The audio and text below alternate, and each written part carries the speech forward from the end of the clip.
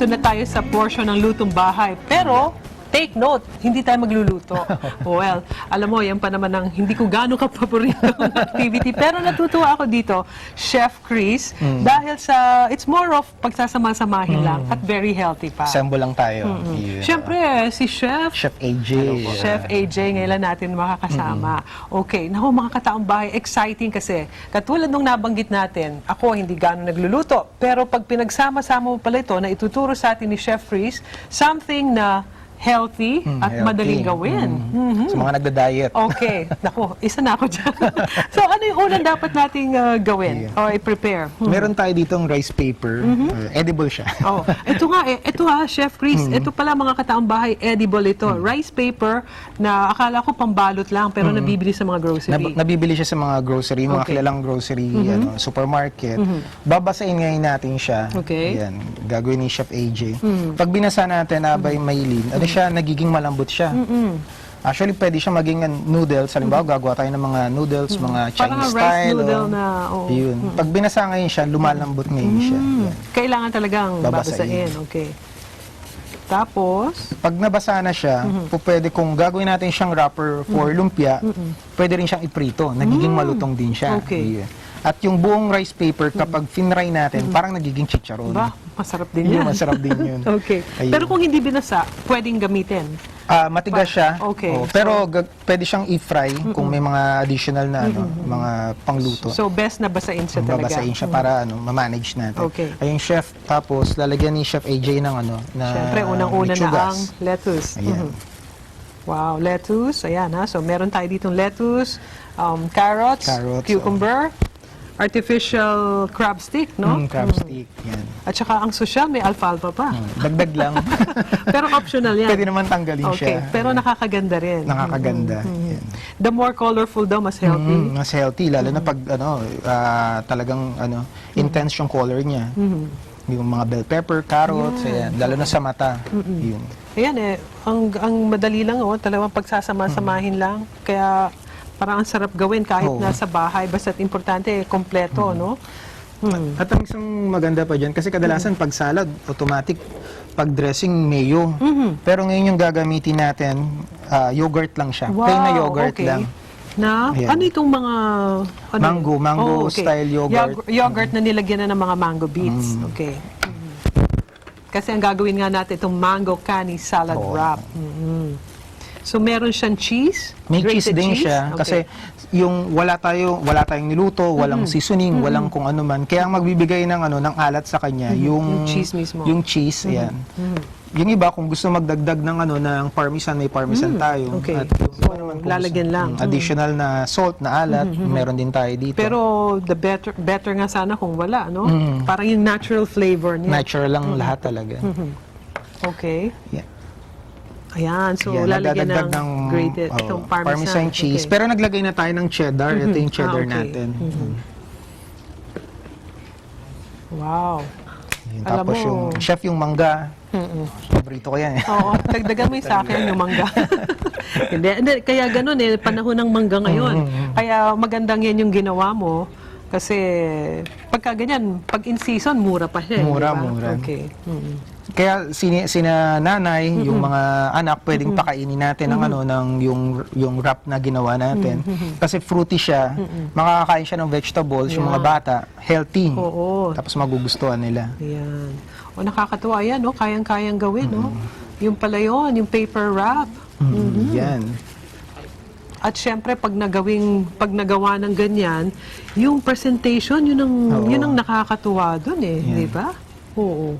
Yun. Ayan, so babasain ulit. Para Dagdag kumbaga ng water magdikit. para dumikit siya at saka lumambot ngayon yung wrapper natin.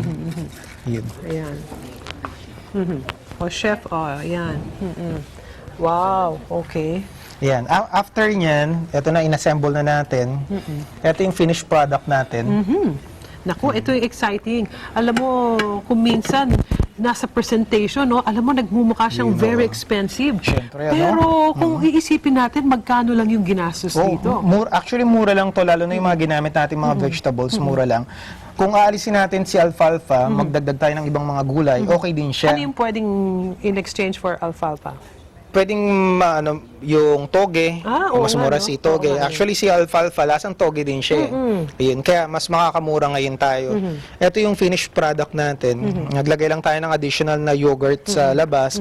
Kung gusto ngayon ng ng mga guests natin sa bahay na mas maalat, may cheese naman tayong pwedeng idagdag. Yan. Or maglagay din tayo ng extra na na crab. Ayun, yung crab stick. Ayun, yung crab stick. Tikman na On the natin. side. Ayun. Naku, ito yung exciting part di ba?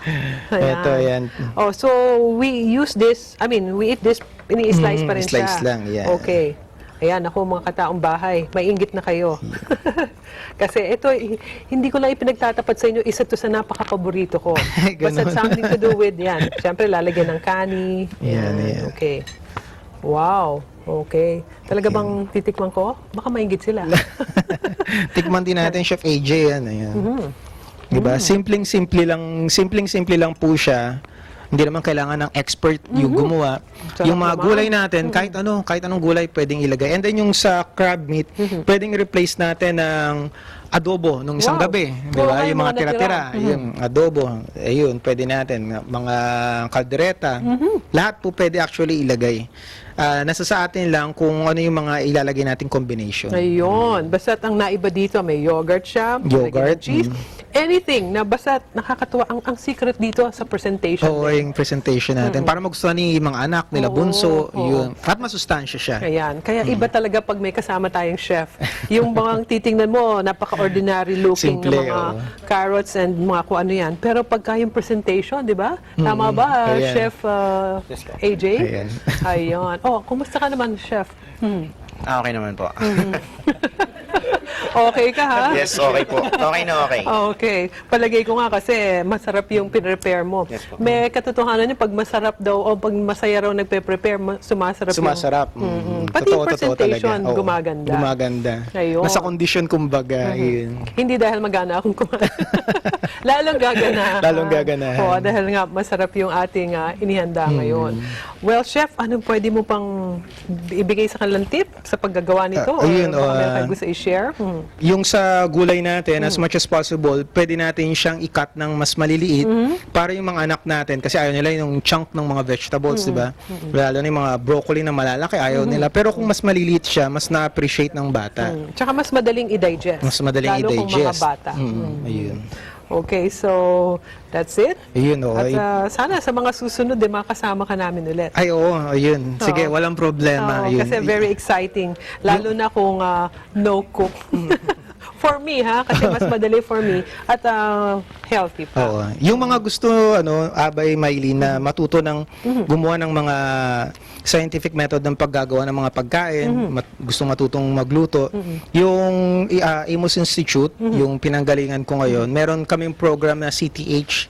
International program siya na nagtuturo kami ng scientific method ng paggawa ng mga pagkain. Ayun. Yun, sa Cavite po, yung mga taga Cavite, yun, sana madalaw Oy, po kayo mga sa Amos taga-Cavite, Institute. mangodigo kayo dito sa... Ayun po.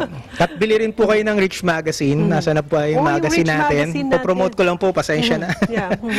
Asan po yung Rich Magazine? Asa napunta? Ayan po. Yung Rich Magazine po, kami po yung cover, yung Culinary Generals. Kasi ngayong panahon na to, eto po yung Rich Magazine. Okay. Ayan po, ayan. Rich Magazine, madali siyang ma-reach. Ayun po. Okay. Yun. Learn more. Oh. Learn more. Hindi, kaya natin pinapakita kasi nandiyan si Opo. Chef Ako po Chris. yung cover nung magazine kasama yung mga ibang culinary generals Okay. kasi pinopromote namin healthy cuisine and Filipino heritage cuisine. Ayun. po. Ako, kaya tangkilikan natin ang Filipino cuisine, lalo na't pagka mga chef na katulad nila ang magtuturo sa atin. Maraming Ayan, salamat sa thank you inyo. po ulit. Ganyan sa'yo, Chef AJ, at syempre si Chef Chris Karangyan. Maraming salamat at magbabalik po ang taong bahay. Pero ubusin ko to.